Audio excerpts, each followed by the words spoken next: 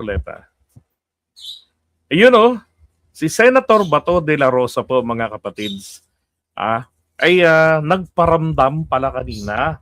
Akalain nyo ha, sumulat sa pamamagitan ni Mark Leandro Dong Mendoza. Yung Senate Secretary, no. So nagpadala siya ng sulat. Ito nga Mark Leandro, taga San Juan, Batangas ito. Congressman ito namin dati. Noon taga San Juan, Batangas to eh. Siya yung anak nung namatay na COVID na si Leandro Mendoza. Yan. Alam ko naging DOTR secretary at tayo nung time ni Pinoy. Correct me if I'm wrong pero ganun yun. Si Leandro. Now, akalain nyo ba ha? Ang trip nito ni Bato de la Rosa ay nanghihiram po ng dito facility ng mansyon ng Senado. Hindi ko alam na may ganun pala ang Senado sa Baguio. Ito sabi niya ha. May we greetings of peace and prosperity.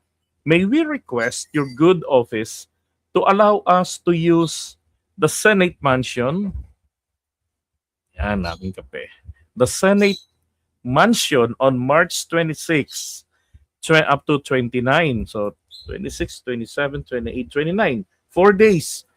Okay, 2026. So kung meron na itong warrant of arrest, dito po natin malalaman. At saka kung magpapakita ba dyan si Bato de la Rosa. Ano?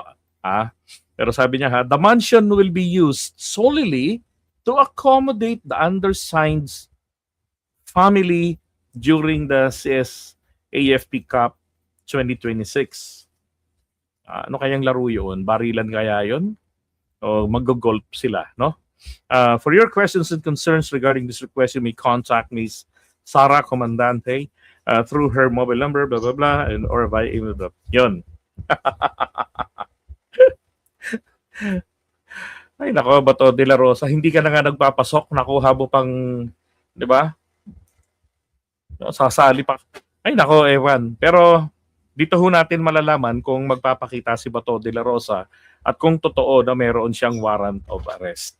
Kasi kung merong warrant of arrest, talagang hindi ho makakaligtas yan, dadamputin po yan ng PNP Interpol.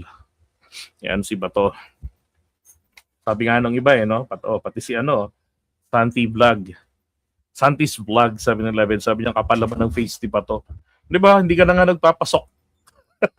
Tuloy ang sahod. Tapos nakuha nyo pang rumakit ng ganyan. Di ba? Kaysa tutuluyan. Wala na pa kayo pang hotel. So, anyway, tingnan natin kung bibigyan niya ng kung auto approve yan. Okay, so iwan na muna natin yung pagpaparamdam ni Bato de la Rosa. Anak ng baka, oo.